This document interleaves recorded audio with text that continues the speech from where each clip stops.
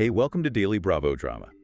In this audio, we will be talking about Stassi Schroeder, Stassi Schroeder shading Jax Taylor's publicist romance, Shannon Beador clapping back at producers calling her miserable, a wild RHOA Season 17 reunion, Dorinda Medley selling part of Bluestone Manor, and Hannah Ferrier's surprise Below Deck Med return. We'll cover everything coming up in this audio. Hey, this is Delilah. Hey, this is Fahid. Welcome to Reality TV Audio Podcast, where we break down the latest in reality TV every day. Exactly. And, for today's deep dive, we're really just focusing strictly on unpacking the facts for you. Right, directly from the latest source article. Yeah, we just want to bring you up to speed without any of that crazy info overload you usually get online, just the facts. Totally. So, let's just jump right into the Vanderpump Rules universe, because Stassi Schroeder gave an interview recently, and her updates are just packed with PR mechanics. Oh, for sure. Yeah, so she was asked to name the least authentic cast member,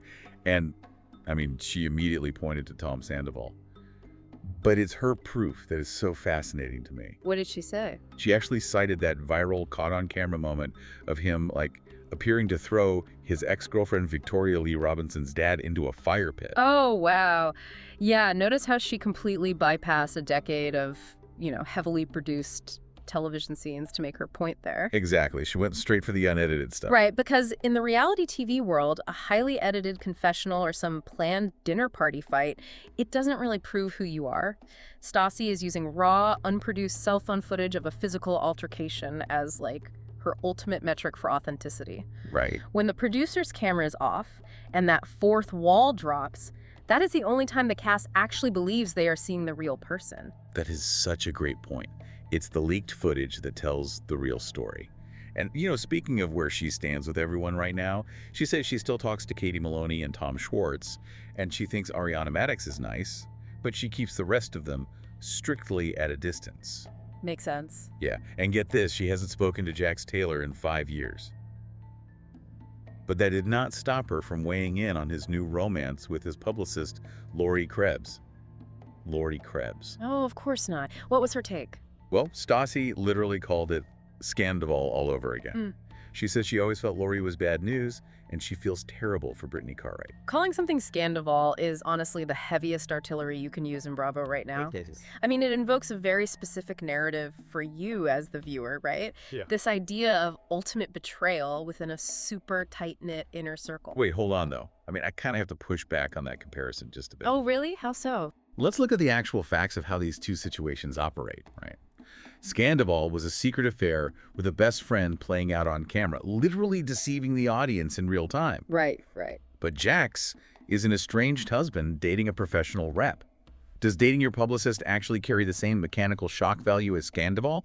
Or is Stassi just, throwing around a buzzword? If we break down the architecture of the drama, you are absolutely right. The mechanics are entirely different. Yeah. Scandival was a violation of an on-camera friendship and a decade-long romantic partnership. What Jax is doing is breaching a professional boundary, and here's why a publicist romance is so dangerous in the reality TV PR war, your publicist controls the narrative. Oh, that's true. Right. They control the leaks to the press, they shape public opinion. So, since Lori was also Brittany's publicist, Jax dating her effectively weaponizes the exact person who was hired to protect Brittany's image. Oh, wow. Okay, so it's more of an infrastructure betrayal. He didn't just take a friend. He took the person holding the keys to the entire PR machine. Yeah. That's messy. Super messy. Also, real quick, Stassi used that same interview to clear up a big fan misconception about herself. People apparently approach her in public thinking she's this aggressive, bad brooch. Yeah. But she insists she's actually very polite unless someone gives her a real reason to be mean. It's just wild how an edited TV persona permanently overwrites someone's baseline day-to-day reputation. Seriously. It's the danger of playing the villain early in your career. You spend the rest of your life trying to convince people in grocery stores that you aren't actually going to scream at them. Right. And speaking of screaming, Shannon Beador is currently dealing with her own version of that exact problem over in Orange County. Oh boy, the producer drama. Yes. Her off-camera behavior is actively clashing with her on-camera defense. So a former season 18 producer, Patrick McDonald, recently called her miserable and narcissistic, and he actually claims she screamed and cussed at the crew. And her defense to this was so fascinating. Right. She clapped back by saying she actually cooked him dinner and gave him a to-go pack. She's playing the perfect housewife card to counter the nightmare boss allegations. It's a very specific defense mechanism. It really is. Like, when she's accused of professional verbal mistreatment, she immediately pivots to an anecdote about domestic hospitality, as if providing a meal just cancels out a screaming match. Exactly. But we can't look at that dinner anecdote in a vacuum, because the sources show a wider pattern here. Right, because Joel Kim Booster, who hosts The Love Hotel, he previously stated she treated the staff there as basically subhuman. Yikes. Yeah.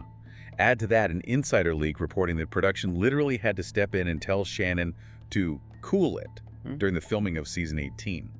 Now, we know she was filming alongside Alexis Polino and her own ex-boyfriend John Jansen, which had to be brutal. I mean, it was clearly an incredibly taxing season for her with extremely high personal stakes. For sure. But if we just synthesize all of this, the producer's claims, the Love Hotel host, the insider leaks, a very clear operational pattern emerges. When Shannon is under intense emotional stress on camera, that friction just bleeds heavily into her interactions with the crew operating behind the scenes. And it bleeds into fan events too, honestly. Oh, the BravoCon thing. Yeah. Rodrigo Reyes from Southern Charm just doubled down on his claim that Shannon was rude to him at BravoCon. And Shannon's response was so interesting. She pointed out that her daughter Sophie didn't even see him there, basically minimizing his presence. Right. But then she did offer a public apology and suggested they make up at FanFest. It's textbook PR cleanup. Yeah. You minimize the accuser's claim by saying, her daughter didn't even notice him, but simultaneously you offer an olive branch just to kill the storyline before it grows. Exactly. Shannon is trying so hard to manage her behind-the-scenes friction, but sometimes that friction is just too big to hide. Right. Which brings us to the RHOA Season 17 reunion. I mean, we saw exactly what happens when the fourth wall shatters completely. Oh, that was wild. First of all, Andy Cohen gives returning cast member Cynthia a rapid-fire update on everything she missed, and the facts are staggering. He just casually lists off, like, K. Michelle is a gay man, Drew Sidora is divorced, and both Phaedra and Portia dated a man named Mike Bless. It is a phenomenal amount of life-altering information just condensed into a single comedic beat. It really reminds you just how fast the Bravo universe moves when you step away for even a minute. Totally. Yeah. But then the tone shifts so drastically. Yeah. Andy reveals this massive rift between Cynthia and Shemaya that is so intense, it actually makes Phaedra yell out, "Oh, Lord." Yeah, you know it's bad when Phaedra yells that. Exactly. But here is the moment I cannot stop thinking about. The drama escalates over Drew's quote-unquote friend black tatted. K. Michelle steps back from what she calls a plot and plan, and the argument gets so heated that Drew literally pulls out a movie clapperboard and yells cut to end this scene. It is a remarkable negotiation of power. It really is. Because, think about it, when you are losing a verbal dispute on reality television, how do you win? You attack the medium itself. Yes, it's like pulling the emergency brake on a speeding train. Right. She realized she was losing the narrative fight, so she brought in a physical prop to shut down a real-world conflict by reminding everyone, hey, we are on a set and I'm the director right now. I honestly love the absolute theatrics of it. She completely weaponized the fourth wall. By yelling cut, she isn't just ending an argument, she is stripping her co-stars of their reality TV illusion. She's asserting total dominance over the production mechanics. So true. Okay, before we dig into some major family and real estate updates, I actually have a quick, surprising fact for you. Oh, let's hear it. So we always talk about Dorinda Medley's iconic Bluestone Manor, right? But did you know that the famous stonework of the house was actually built by Dorinda's own Italian mason great-grandfather? Wow, I love that historical detail. It fundamentally changes how you view the whole property. It's not just a backdrop for reality TV parties anymore. It is a literal monument to her family's generational labor. Exactly. And that generational history makes her current real estate move so interesting. So Dorinda is currently listing a 3.7-acre parcel of her nearly 20-acre Great Barrington estate for $1.2 million. Okay, wow. Yeah, and she explicitly stated she hopes a future buyer builds a historical home with its own private access road. See, this ties directly into that theme of monetizing your roots. Right. She's capitalizing on the vast size of her ancestral property to generate liquid capital, sure, but she is heavily dictating the terms. Yeah, she's not just letting anyone build a modern monstrosity there. Exactly. By requesting a historical home and a private access road, she is protecting the aesthetic and the privacy of the main estate where all her television and family history resides. She gets the $1 million, but keeps the crown jewel perfectly intact. It's smart. And, Bluestone Manor is actually making a TV return very soon on The Real Housewives' Ultimate Girls Trip. Roaring 20th, which is season 6. Oh, that's going to be good. Yeah, the trailer gave us a sneak peek of Real Housewives of Rhode Island, stars Rosie DeMare and Kelsey Swanson getting into a massive physical fight, and Dorinda literally ordering them to take it outside to the driveway. Maintaining the boundaries and the sanctity of the manor at all costs. I swear she treats that house with more reverence than most cast members treat their marriages. You are not wrong. Well, let's jump back to Orange County, where alliances are, just as strictly guarded. Heather Dubrow recently sat down with Jen Pedranti to address the ongoing claims that Heather was bad-mouthing Tamra Judge. Right. And Heather used this incredible analogy to describe Tamra. She called her a vampire, basically saying Tamra bites you and you love her forever. She even referred to Tamra as her housewife maker. That is a brilliant way of describing a very potent, magnetic personality that secures absolute loyalty. It totally is. Like, calling her a housewife maker implies that Tamra holds the power to legitimize someone's presence on the show. Once she brings you into her coven, to use the vampire metaphor, you are protected. But Heather is pointing out a massive flaw in how that coven operates, right? She is deeply frustrated with a double standard in their friend group. Yeah, she has a point there. She noted that Vicky and Tamra have said unforgivable things to each other over the years, but they just move on, and no one questions it. Yet, when Heather chooses to remain friends with Tamra, the rest of the group constantly interrogates her loyalty. Like, if you've ever had a coworker who gets away with everything just because they've been at the company forever, you'll understand exactly why Heather is so annoyed. Heather is basically diagnosing the unwritten rules of reality TV alliances. In this ecosystem, longevity grants immunity. Exactly. Vicky and Tamra's history is so deeply entrenched that their forgiveness is just automatic. Newer friendships, however, don't have that foundational armor, so they are constantly policed and tested by the rest of the cast. So true. And speaking of Tamra's history, the articles provided some genuinely rare family updates on her. Oh yeah, the empty nester stuff. Right. Tamra is now officially an empty nester with her ex-husband, Simon Barney. Let's look at where all 4 of her kids are right now. Ryan Veith, who's 40, is raising his 11-year-old daughter, Ava. Meanwhile, Spencer and Sophia are living about 45 minutes away from Tamra, and they are actually residing in the exact same apartment building, just in different units. It's a very practical setup. They maintain independence, but have immediate familial support right down the hall. Yeah, it's nice. And Sophia is actively stepping into the public eye with her mother now, right? Yeah, Tamra and Sophia have officially teamed up professionally. They launched a mother-daughter podcast called The Orange Doesn't Fall Far. They've already had guests like Melissa and Antonia Gorga on to talk about their own family dynamics. Smart business. But the update that really anchors this section is regarding Tamra's estranged daughter, Sydney. Right. The sources detail a very brief but poignant update there. They apparently had a 30-minute meetup at the house.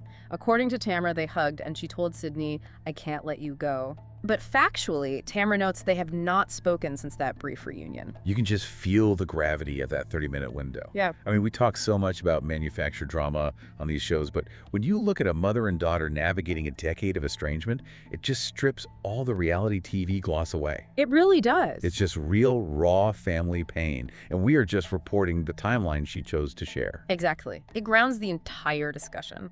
Underneath all the podcasts and the cast fights, there are real family fractures that just don't get neatly resolved in a reunion episode. So true. Well, let's look at how the next generation is stepping into the spotlight. Next Gen NYC Season 2 is bringing in a brand new cast member, 23-year-old Rowan Henchy. She is the daughter of actor Brooke Shields and director Chris Henchy. Right. And she recently graduated from Wake Forest University with a degree in communications. She is stepping right into the nepotism baby reality TV pipeline, but her current living situation is surprisingly grounded. She is actually living back in her childhood bedroom in NYC. Yeah, and she describes her current role in the family as the house manager. She says she takes on the jobs of the plumber, the electrician, and the dog walker.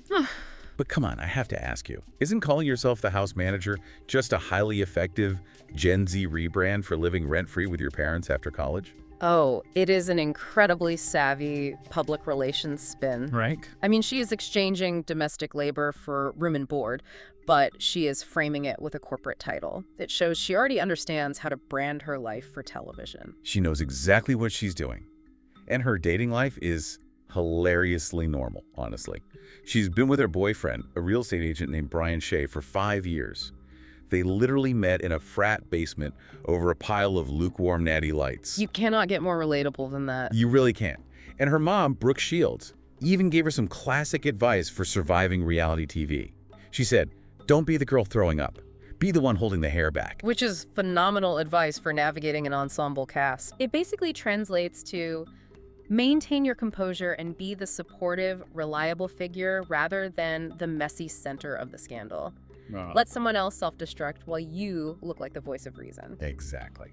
We also know from the season 2 trailer that we will see a very heavy personal moment where Rowan actually hands her mother an urn containing her grandmother's ashes. Yeah, it looks like she is bringing a lot of emotional range to the season. Yeah. Now, jumping across the pond, Juliet Angus is making her official return to television. If you remember her, she is a Chicago native and former fashion blogger who starred on Ladies of London for its first 3 seasons. Right, and her current life updates show a lot of stability. She has been married to her husband, Gregor Angus, for 19 years. She is launching a jewelry collection in collaboration with Anissa Sochka. And on the family front, she just sent her 18-year-old daughter, Gigi, off to USC. And the massive news here is that she is officially appearing on season 1 of The Real Housewives of London. So she is firmly back in the Bravo ecosystem, planting her flag in a new city franchise. That's huge. But she's not the only one making a highly anticipated return. We have to talk about the Below Deck Med Season 11 mid-season trailer. The facts in this trailer are so dense. Oh, it is packed with operational shifts. First, Max Salvador is rejoining the crew. Yes. We also see the chain of command causing immediate friction. Tensions flare heavily between Nathan Gallagher and Joe Bradley, specifically after Joe is named the acting bosun. It's just amazing how quickly a temporary promotion can completely destabilize an entire deck team. Totally. And the romance drama isn't stopping just because someone left the boat either. Luke Broomer, who is already gone, actually sends flowers to Chef Joy LaFaucheur, basically stirring the pot from afar. Wow. Yeah, but the absolute jaw drop of the trailer is the return of Hannah Ferrier. She comes back specifically for Aisha Scott's surprise bachelorette party in Croatia. Seeing Hannah back in Croatia is wild. Her off-screen life has evolved so significantly since her days as a chief stew. It really has. The sources note she is currently living in Australia with her husband, Josh Roberts, and their daughter, Ava. And Ava is hitting some major milestones. She just lost her first tooth. And apparently, she recently beat Hannah at a board game, which Hannah joked about online. But professionally, Hannah has made some tough shifts too. Yeah, she recently had to close her Ocean International Training Academy, which she initially started to help aspiring yachties break into the industry. She cited major time constraints over the past 12 to 18 months as the reason for the closure. Oh, that makes sense. But she is still very active in the maritime space, doing live speaking events for City Cruises Live. Right, and when she was asked if she would ever fully return to the show to actually work as a stew, she joked that she would need to go to the gym for a few months just to train for those yacht stairs. It's a very practical observation, honestly. Yeah. We get caught up in the interpersonal drama, but yachting requires an immense amount of sheer physical labor, completely independent of the television production. So true. Well, we've covered a massive amount of ground today. From Stassi weaponizing raw footage, to Shannon playing the domestic card, Dorinda protecting her land, Tamara navigating estrangement, and Hannah returning to her old yachting grounds. Yeah, if we just pull all of these sources together, notice how much of reality TV is currently revolving around this core concept of legacy and physical roots. Oh, that's a good point. Right. We see Hannah Ferrier returning to the very waters where she built her television legacy. We have Rowan Henshey trying to carve out a new path while quite literally operating out of her childhood bedroom. And you have Dorinda Medley, who is actively selling off a parcel of historical family land to fund her future. Wow. So it really begs the question for you to explore. Is reality TV shifting away from a focus on escaping your past to a new era of monetizing your generational roots? That is exactly the lens we need to be looking through right now. The whole landscape is changing from reinvention to preservation. Well, Next time, we're digging into a massive unearthing of deleted social media posts that might just change everything we know about a certain Yachty's past. You definitely won't want to miss how those digital footprints change the narrative. Thank you so much for joining us as we navigated the always murky, always fascinating mechanics of reality TV. We'll be back soon with another deep dive.